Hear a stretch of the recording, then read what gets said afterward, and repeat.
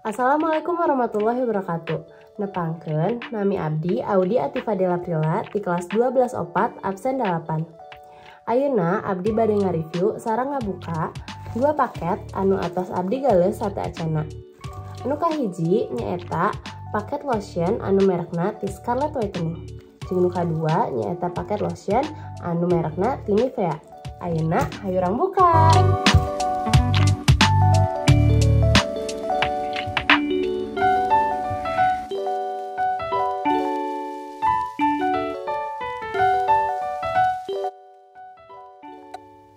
Pangaos Nivea body lotion ieu antawis 20.000 kanggo ukuran 100 ml.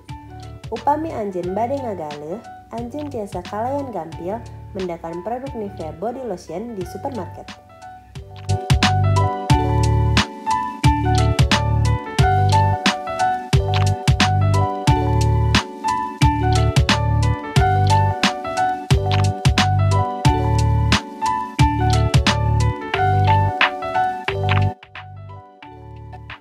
Nivea body lotion mangarupikeun lotion anu ngandung 4 kali vitamin C sareng camu-camu beri jeung ngandung SPF 15 anu dianggo pikeun ngajagaan kulit tina sorot panon poe.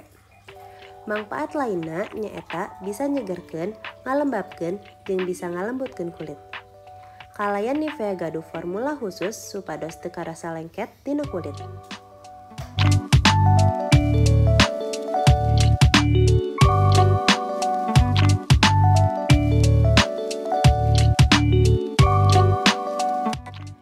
Tekstur Nivea body lotion ieu sakadik cair, janten gampil pisan nyerap kana kulit urang.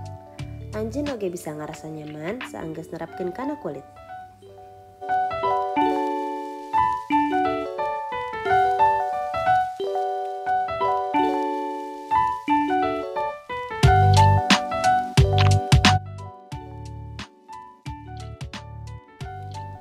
Scarlett Whitening body lotion gaduh pangaos antawis 75.000 kanggo ukuran 300 ml. Upami anjeun hoyong nyobian, anjeun tiasa kalayan gampil mendakan produk Scarlett Whitening body lotion di toko online.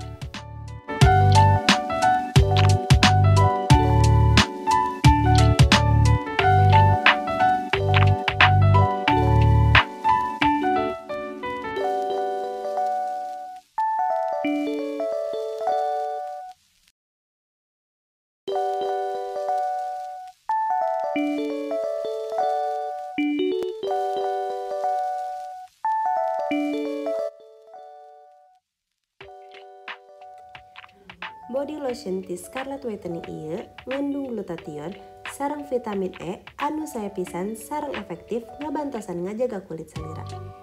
Upami dianggo sacara rutin, Scarlett Whitening body lotion biasa ngabantosan nyehatkeun, ngalembabkeun, sareng ngacerahkeun kulit salira secara optimal. Scarlett Whitening body lotion gaduh tekstur krim anu leuwih kentel dibandingkeun jeung body lotion Nivea. Nalika dilarapkeun kana kulit, anjeun oge bakal nampi sensasi anu seger sareng pikaresepeun.